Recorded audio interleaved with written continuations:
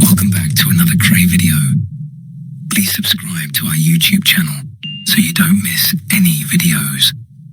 And for people really into the Krays, join our private Facebook group, Krays Crime Lords of London, where you will find stuff probably unavailable anywhere else. We're an established group with a large membership, and best of all, we're friendly. The link is in the YouTube description section.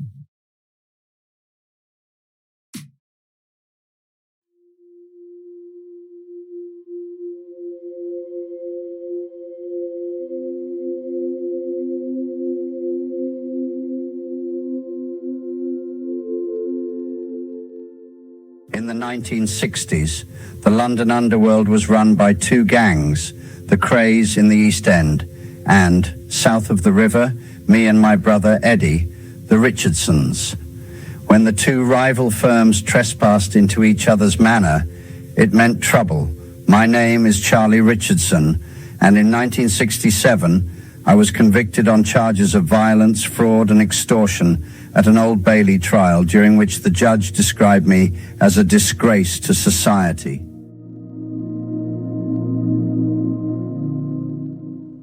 I got sentenced to 25 years in prison, but was actually released in 1984. This is my story, told in my own words. I will talk of the world I inhabited, some businesses above board and others less so. Involvement with gaming clubs, drinking clubs, the motor trade and strip clubs. I will also talk about mafia connections and friends in the government. My network was very wide indeed.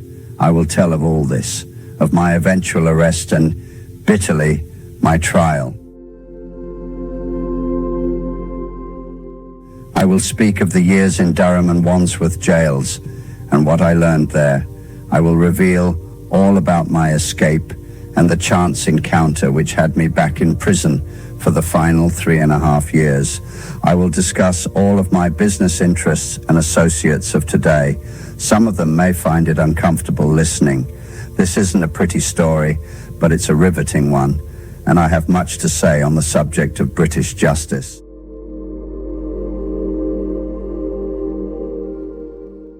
Welcome back.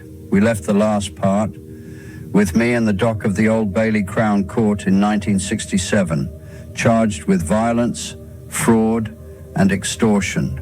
The police had managed to find a few dubious scars on the unsavory bodies of some small-time crooks who were paraded before a hungry public. And then all the flea-ridden hacks from the tabloid press would run around with savage glee. The quality papers were just as bad, only they pretended to be one step up on the pavement by using a different language. They started taking nips out of my heels, and as the sordid tales of torture grew, they took big bites out of my legs. I kept my hands over my balls, just in case. Mr. Seabag Shaw, the prosecutor, kept the drama bubbling. In what fashion were you beaten? With fists, with legs, feet, or what? Taggart had an incredibly detailed instant recall, considering what had apparently happened to him. Yes, Richardson and Clark were using their fists, and then Fraser picked up a wooden pole.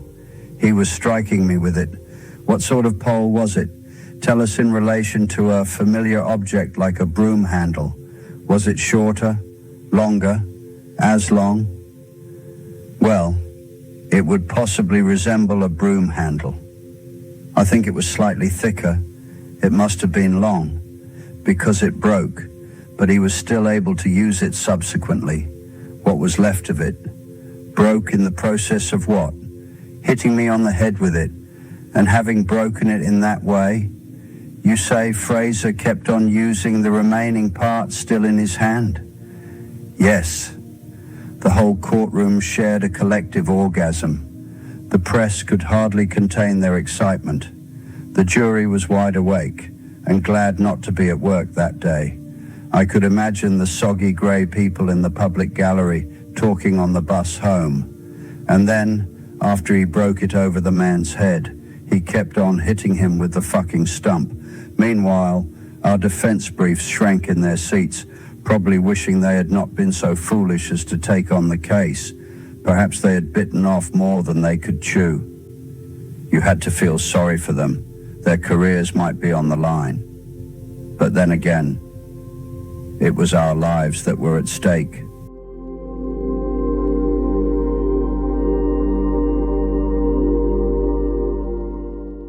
The case was not all drama and lurid tales of horror and suspense. Sometimes, the prosecution unearthed mountains of documentary evidence. They needed a solid base for their story, which they built by amassing quantity rather than being too concerned with quality. It's an old trick. If you are worried about the strength of your evidence, you walk into court with a wheelbarrow full of documents and photographs. It is as if by weighing it all down with boring and laborious detail, you will divert people from the weakness of your case. Never mind the quality, feel the width. During those dull moments, my mind would sometimes wander to the brighter things in the past. I have a great memory for the most intricate details of past experiences. I could remember the smell and taste of a room and the exact words in conversations. I was only 32, but there was a lot to remember. I had achieved so much because all my life I had had an incredible energy force racing through my veins. All my life I could not sit still. Life had too many opportunities for me to cope with. I often wished that there were two of me and that I did not ever have to sleep. If by some miracle I had been able to walk out of that courtroom, I would not have gone to a pub to celebrate. I would have raced to the nearest telephone box. Within minutes, I would have been buzzing deals all over the world. Power and energy. I loved it. I wanted to fly, and they were determined to clip my wings. Sometimes I would look around the courtroom. The living death on the public benches would avoid my eyes for fear of turning into a pillar of salt, although being a pillar of salt would have upgraded their intelligence and vivacity. As soon as my glance passed them, they would continue to stare from the safety of the herd. If I had met them on their own in the street, they would have groveled, wringing their hands in fear and homage. They would have rushed home, relieved, to tell their families casually, over bread and butter, how they had bumped into Charlie Richardson, the torture gang boss, the monster from the deep, who ate children for his breakfast, or electrocuted them at least. Amongst all the potbellies and spotty fat asses on the press benches sat a beautiful woman reporter. She was a constant distraction, and she realized I was looking at her. Every now and then, she would unconsciously throw me a little treat by crossing and uncrossing her legs. Sometimes she would stretch her back after leaning forward to make notes. Her breasts would be pushed forward under her blouse beneath her open jacket. She was dressed very properly, but she would not have been more enticing if she had been naked. She displayed so little, but I have a big imagination, and like most people in the world, I worship shapes. I had studied art in prison.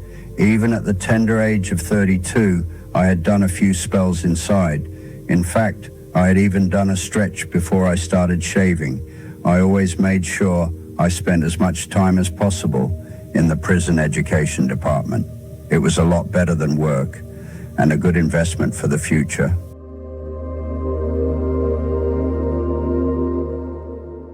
I love learning.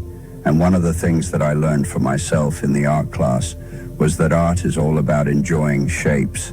Shapes on a canvas or in clay or bronze.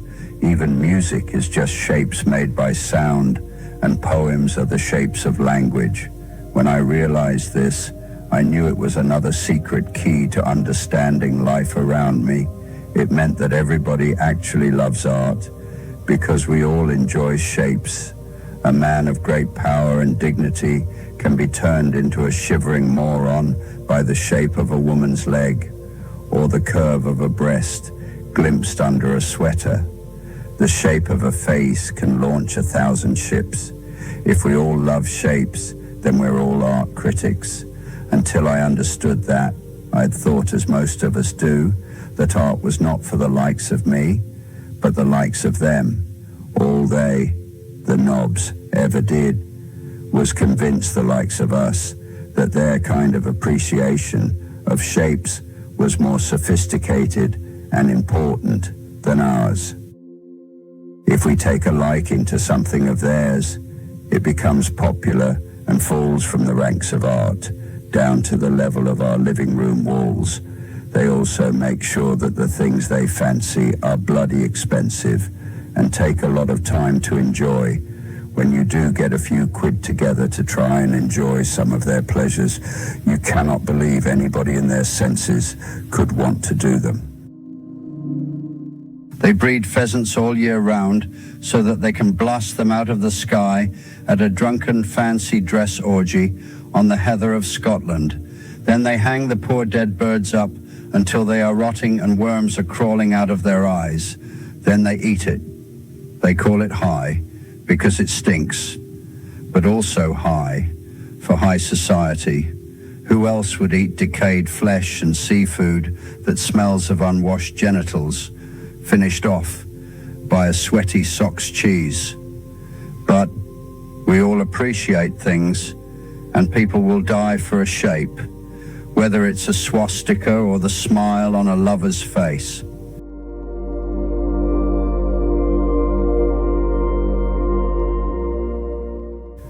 My earliest memory was of a beautiful shape that excited and inspired me to dream of it, and dream of owning it. When I was 5, I fell in love with the shape of a toy wooden speedboat. It sat in a pool of dim light, amid the smelly clothes and furniture of a big pawn shop around the corner from the Lions tea shop where my mother worked. Nearly every day, I would go to the Lions, where my mother would sneak me a sticky cake and a cup of tea as she rushed around between the tables. It was such a big cafe, always warm and steamy, with a dense cloud of cigarette smoke hanging permanently under the ceiling. I loved it there. Everybody knew everybody else, and they all knew me because of my mother. After tea, I would take my little brother Eddie home. On our way, we passed the pawn shop. It was a magic place for me, full of such a variety of worn and much-loved things. I was strangely excited by the idea that you could make money out of junk.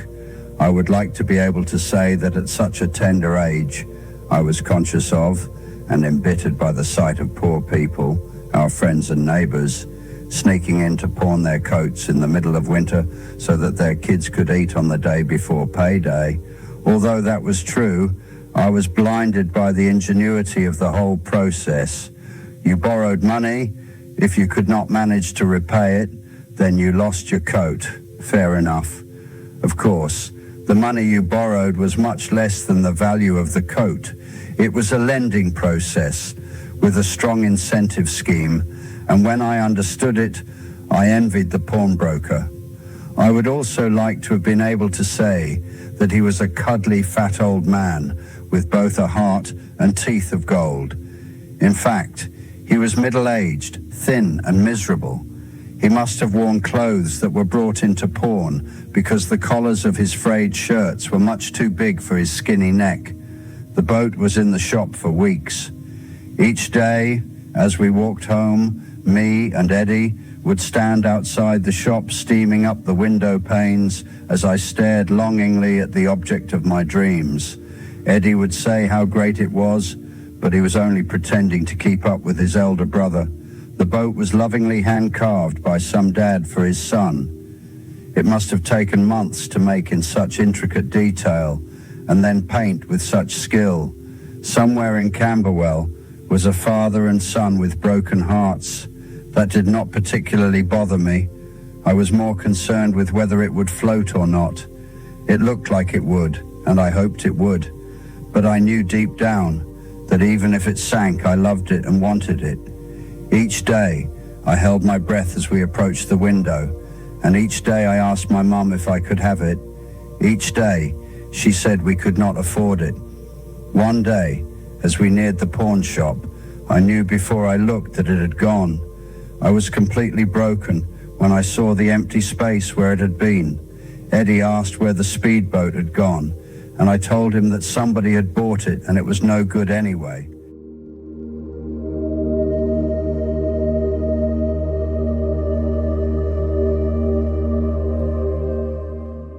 When I got home, my father was sitting at the kitchen table smoking a cigarette.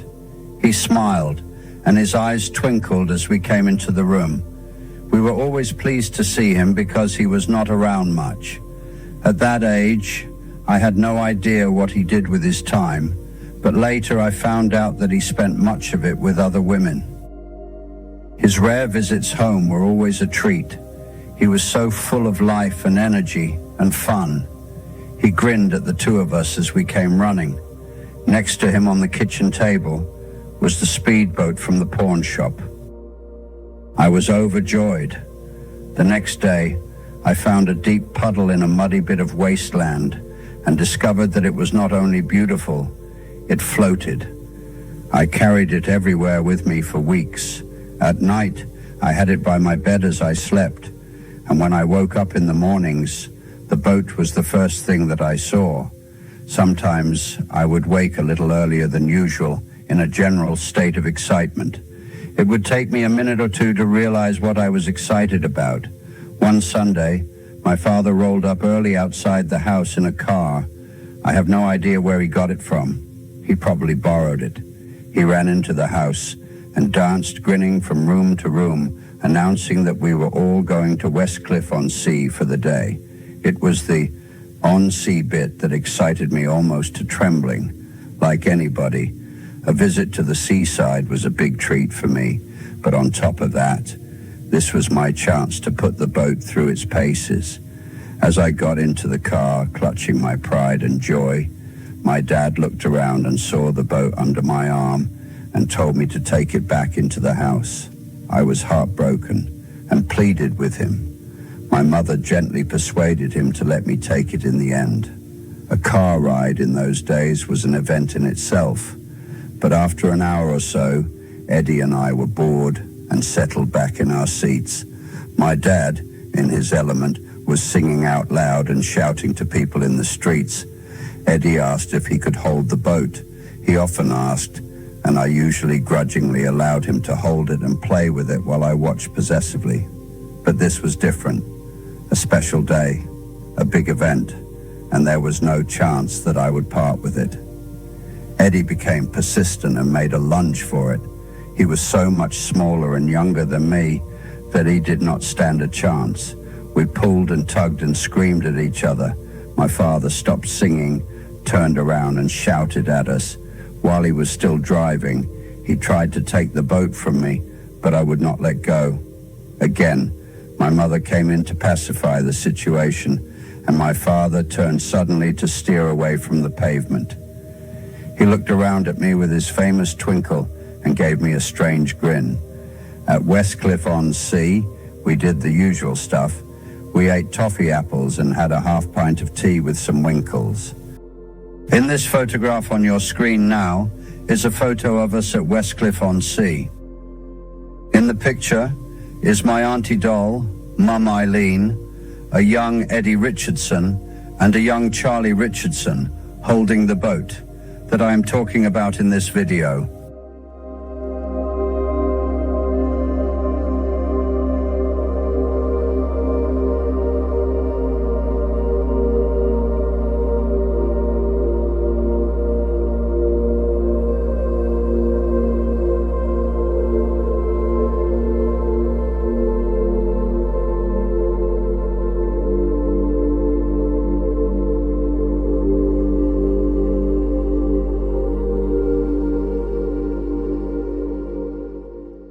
At last, we settled in our own space among the crowds of day trippers. In those days of low expectations, a trip to any muddy bit of seashore was a huge treat for all the family. It might have been just my age, but the day seemed a long adventure, full of possibilities. All we did was sit by the sea, eat our sandwiches, and mess around with muddy, wet sand while my dad ogled, whistled, and flirted publicly with every woman who passed. My mother ignored all that, kept an eye on us, and just appreciated the chance to do nothing for a few hours. I immediately took off my socks and shoes and paddled up to my knees in the gentle grey sea. My speedboat floated perfectly. It had probably been carved by someone who spent his working life carrying boxes of fruit on his head in Covent Garden. What a waste of talent. He should have been a naval architect. In no time, I became the envy of a large group of kids who formed a circle to admire the boat. I was a very proud owner and a very nervous one as older and bigger boys passed by. Luckily, I had no problems and spent a happy day with my toy. Eddie moaned that I was not playing with him, and my father cursed a few times about that ruddy boat. He would not say bloody in front of my mother. As the sun got low, and my mother started to pack up all our things, my dad came and stood by the shoreline and watched me for a few minutes. Then he had a brilliant idea. Why not push the boat out to sea so it could travel on its own back to London? We could then drive back, and by the time we got there, the boat would have arrived, and we would pick it up on the Thames near London Bridge. It sounded like a good idea, but I was a bit suspicious about the boat finding the right way. Dad explained that because of the currents, it would only go back to London and would be back about the same time as us. I was a bit concerned that I might miss the company of the boat on the way back, but I was pleased that my dad was taking such an interest in it. I pushed it out to sea and looked around for approval. My dad winked and grinned. When I looked back, the boat had drifted back to shore. It did this every time I pushed it out to sea. My father was not to be deterred from his plan. He explained to me about tides and told me if I was to bury the boat in the sand near to the waterline, the tide would keep on coming in, cover the boat, and then when the tide changed, whisk it out to sea and carry it round to London Bridge. This, he said, was even better, because it would delay the progress of the boat. Now we would definitely be back there before the boat. Nobody would be able to steal it when it arrived. This was an ingenious plan, but I was still a little suspicious as I buried my toy in the sand.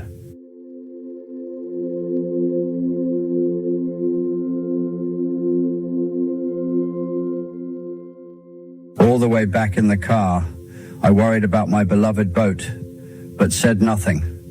As we hit the streets of London, I fell asleep. I was horrified when I woke up at home and not at London Bridge. It was dark. We would have to go tomorrow, but tomorrow never came. London Bridge might as well have been the other side of the planet to me then. I was too young to go there alone. After a few days, a long few days for me, I realized what had happened and gave up waiting for my boat to return. The sociologist or psychologist might imagine that this little tale of childhood woe may perhaps in part account for the sociopathic makeup of the so-called torture gang boss. No wonder he is so bloody twisted, the layman might say. With a father like that, it must have led to a life of insecurity, a constant fear of rejection, a suspicious mentality, and an inability to trust anybody. Rubbish. I grew up in a social group which has as its foundation absolute trust. If you operate outside the protection of the rules and morality of the established society, you are potentially more vulnerable. Trust takes on a massive importance within this group. That is why the greatest sin you could commit in the morality of my group was to grass on a fellow member. You could beat somebody over the head with a bit of wood, and when the wood broke, carry on beating with the blood-sodden stump. That is forgivable. If he then reports you to somebody, the police, for example, on the other side of the line that divides us, that is completely unforgivable, Beating him just makes a mess of his face, but grassing undermines the fabric that holds our society together. Civilization, as we know and choose it to be, is threatened.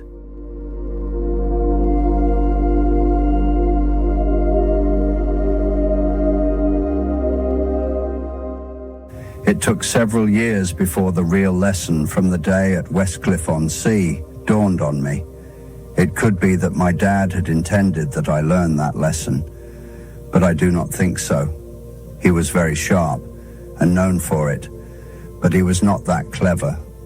I was still a little boy, and already I understood another exciting secret about the workings of people in the world. Of course, we should all be careful on choosing who and when to trust. Up until that moment, I had trusted my father absolutely. He represented a total, unquestioned authority. And what I learned that day was not to question my father in particular, but to question authority. I understood from then on that authority, or as it becomes, the authorities, do not know everything, and they may not have my best interests at heart. I therefore began to develop my own powers of judgment and my own ideas of right and wrong. Even more exciting was the realization of how power can be exercised by gaining trust. If my dad could persuade me to part with the one thing I loved most in the world because I trusted him, then what an incredible amount can be gained simply through trust. If people trust you, they will part with things dear to them, even their lives, if necessary.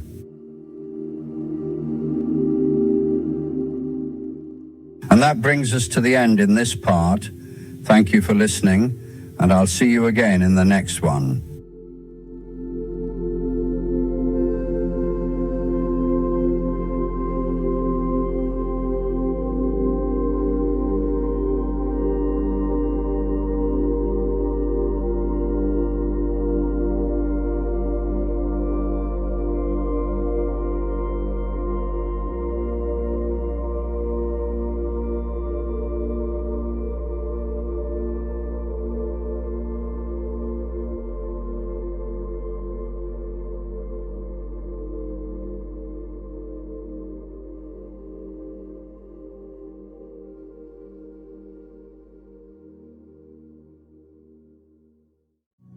Thank you for watching. If you enjoyed the video, please join our Facebook group. It's called Krays Crime Lords of London. We're a friendly moderated group with over 1,000 Kray and other celebrated gangster videos available for view. There's also thousands of images in the photos sections. The link for the group is in the YouTube description section. I hope we see you there soon. Leave a like and subscribe.